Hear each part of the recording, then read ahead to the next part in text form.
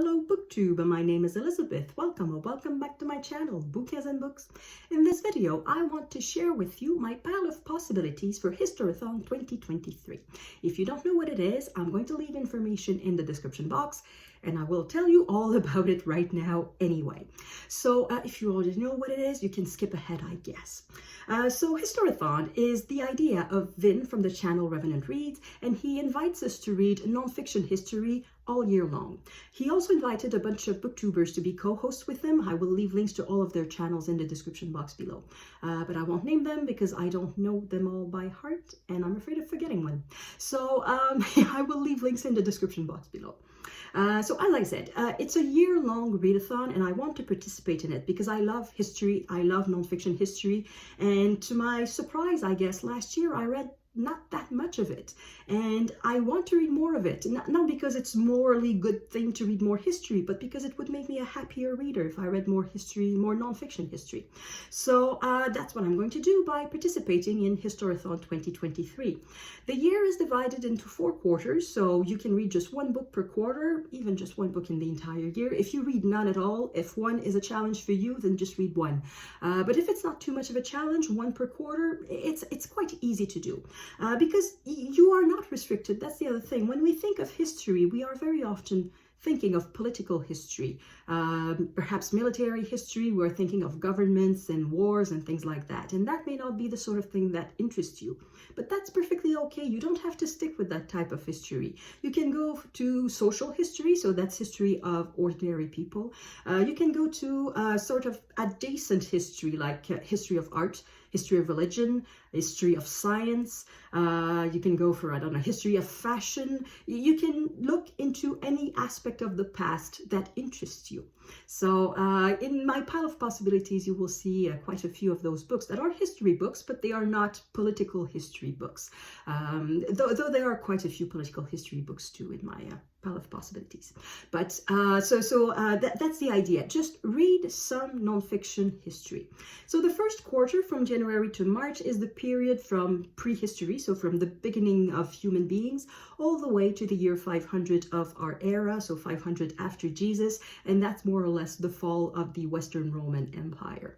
So it covers a bunch of interesting periods. So all prehistory, so if you're interested in cave paintings, the beginning of agriculture, the beginning of writing, that's all covered. It covers the beginning of the Chinese Empire, Mesopotamia, the pharaohs in Egypt, Athens, the glorious years of democracy and the dawn of modern government, I guess. The Roman Empire in Mexico, it was the time of the Olmecs, the Toltecs, and the Mayas. And the Mayas continued a bit later too. The Toltecs, I'm not quite sure. I hope I fit them in the correct period, but I know it all started with the Olmecs.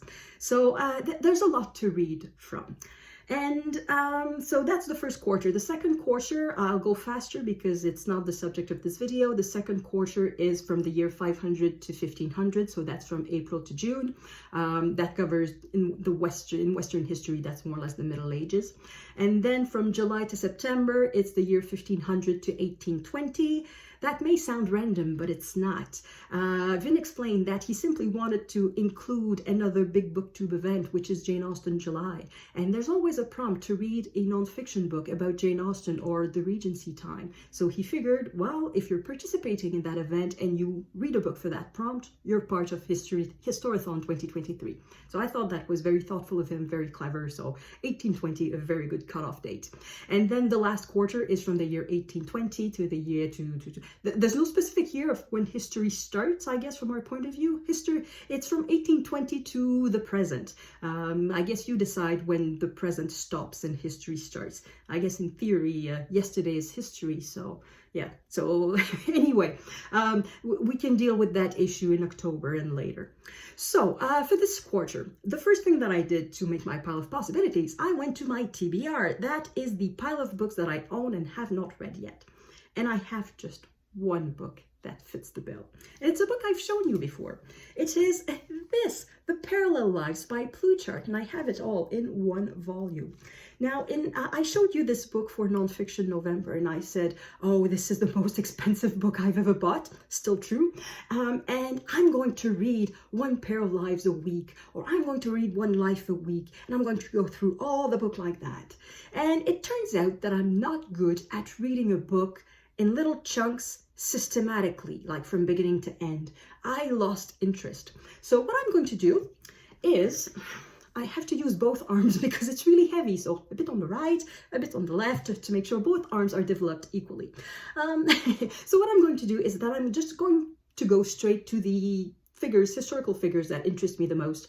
Perhaps the one that I will meet in other history books and I want to know more about them. So I'll just go straight to what just fancies my interest. And eventually I'll read the entire book, but just not in order. So I'll just go a bit more like less systematically and more like a butterfly, like, oh, this looks fun. Oh, this looks fun. And like this and like that and like this and like that. And eventually I'll read the entire book. So that's the objective. I'm not going to read it all in these first 3 months. It's a long-term project. Since that was the only book that I had, I decided to look elsewhere, and one of the places where I looked is the library. And I went to the library yesterday, and I came back with 2 books that fit the description and that interest me. So this is Voyagers, The Settlement of the Pacific by Nicholas Thomas. And it's a very short book. It's about 200 pages and there are a few pictures inside the book, so it's going to be a quick read. And it is about how the islands of the Pacific were populated, were settled in the first place. A few years ago, there was a book that was very popular on BookTube, which was Sea People. And I forgot the name of the author, but I will leave the name, oh, perhaps I can write it here. I can edit this video. That book was about the various theories that Europeans made to come to the conclusion that of how these islands very far from one another were settled by people originally. So basically when Captain Cook and other explorers arrived in these islands, they asked them, well, where are you coming from? And they answered basically, well, centuries ago, we came on boats from the west. And Europeans said, no, that's not possible. The currents, the winds, it's just not possible. So throughout the time, Europeans invented plenty of theories to try to explain how possibly the Pacific people managed to get to their respective islands, only to come to the conclusion eventually that they came on boats from the west centuries ago. So this is the true story of how the Polynesian people populated all the islands of the Pacific, from Tonga, New Zealand, Fiji, the Easter Islands, Hawaii, so all of these islands and a bunch of others in the middle, how they arrived there on boats from the west centuries ago. So that's the story. And then the other one is a bit adjacent, history adjacent. I said that you don't have to restrict yourself to political history. So this is a Mary Beard, How Do We Look? And it is a history of art. It is, again, very short, and it is full of gorgeous pictures. Look at this. And see, I started reading it yesterday evening and I'm already 3/4 of the way through. So it's just a beautiful book, and as usual with Mary Beard, it's very well told. There are 2 essays, I'm going to call them, 2 parts to this book. The first part is how human beings were pictured in antiquity, so exactly the period we are looking at. And in the second part, it's about depiction of not necessarily depiction of human beings, but the representation of religion in art, the role of religion in art. We famously know that in Islam you cannot paint people or even animals because only God is allowed to do that. In Christianity, we don't bother so much with that commandment, and there are explanations about that. So the second part is not just strictly about prehistory to the year 500, but the first part of the book is, so I figure it counts. Next are books that I found on Scribd. So these are only a few. I'm going to show you only a few of the books that I found. I made a list and I'm going to make the list available to the public. So I'm going to leave a link to it in the description box below. And in fact, I've made lists for each of the quarters. I had a lot of fun making these lists and exploring the catalog of Scribd. So I'm just going to leave links to all of these lists in the description box below. You can browse them if you want. You're just not allowed to judge me. So anyway, one of the books, well, I'll show you 5 of the books that are on my list for the first quarter. I think it's 40 books that I put on that list. There's no way I'm going to get to all of them, but they're there. At least I have a list and I can go to it and just browse that and choose among 40 rather than choose among the thousands that are on Scribd. So one that I found, Elephants and Kings, an Environmental History by Thomas R. Troutman. So this is about India, ancient India. There's a king who figured how to use elephants in war. And elephants were very expensive to raise because they eat a lot and they require a lot of room, so it's not easy to raise elephants. So he figured, okay, we'll just let them grow in the wild and then we'll capture them and then train them.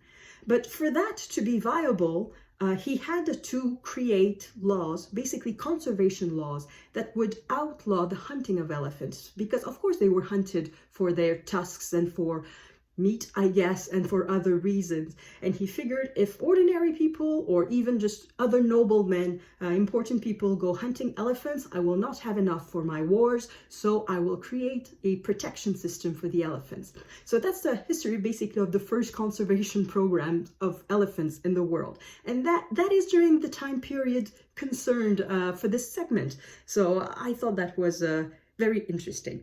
So it's not quite political history. It's a little bit, because there is the elephants are used for war, but it's a natural history. It's about elephants and conservation of the environment. The other book that I have is also a bit adjacent to, it's not political history. It's Extinct Languages by Johannes Friedrich. So this is about dead languages. Is it really history? Is it linguistics? I don't know, but I think it fits the time period, so I'm going to say it counts. This one I've already started. This is When Jesus Became God, The Struggle to Define Christianity During the Last Days of Rome by Richard E. Rubinstein. So this is religious history. I'm not a religious person, not even a little bit, but I find the history of religion very interesting. How did we come to believe what we believe? Because I don't think that dogma appeared fully formed as soon as Jesus was dead. It's not true. It was formed by human beings. There were theories, there were arguments, and a bunch of things like that. And this is a very important one in the history of Christianity. This is how Jesus acquired, I guess, his divine nature.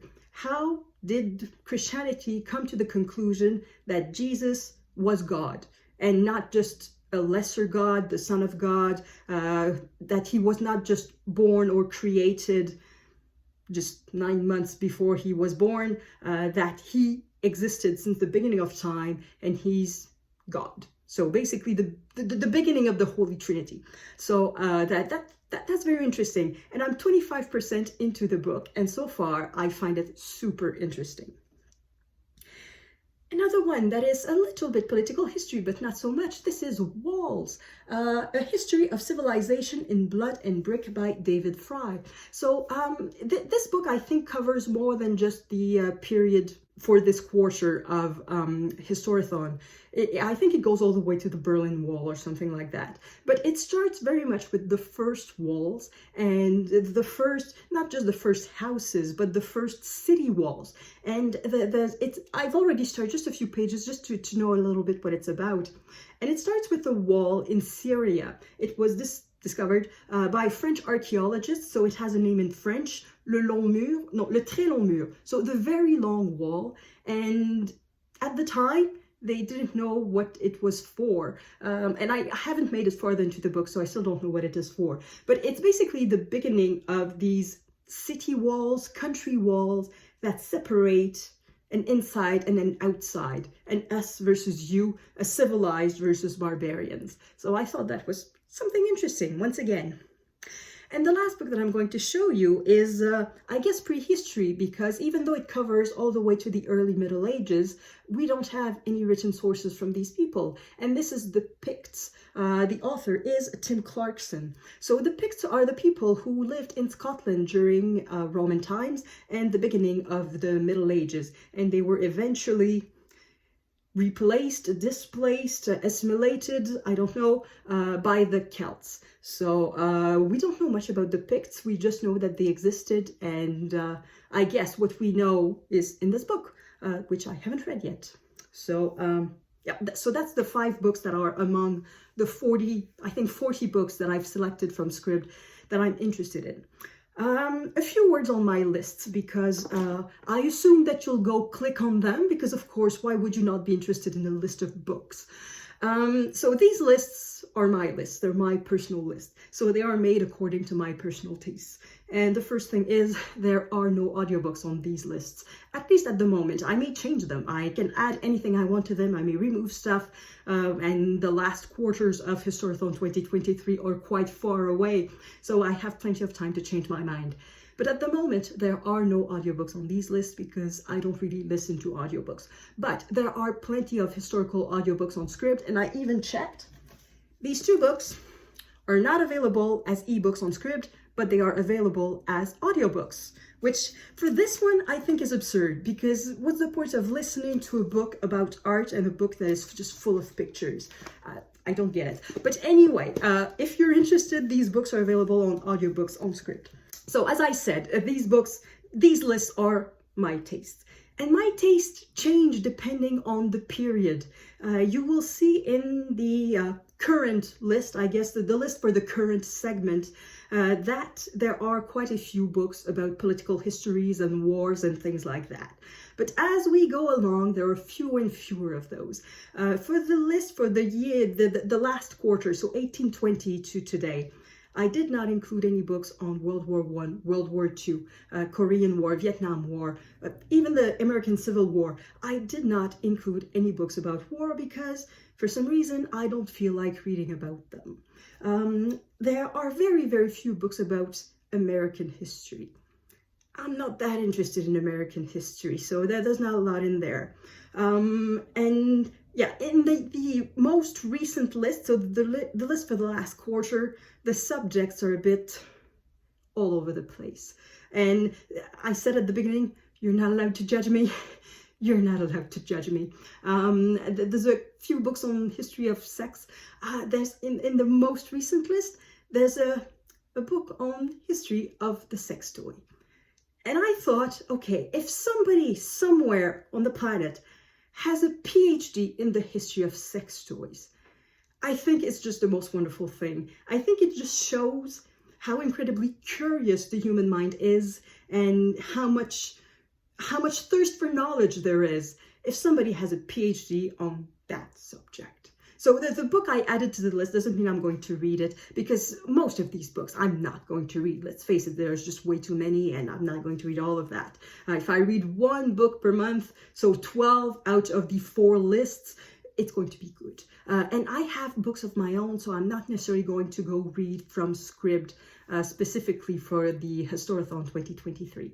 So that's what I wanted to say about these lists. And if you think that Scribd is wonderful and you sort of absolutely, after looking at my list, thinking, oh, that's the most wonderful thing on earth, if you want to subscribe, just a few things that you have to know. The first thing is that Scribd is not compatible with e-readers, so it's not compatible with Kobo or Kindle.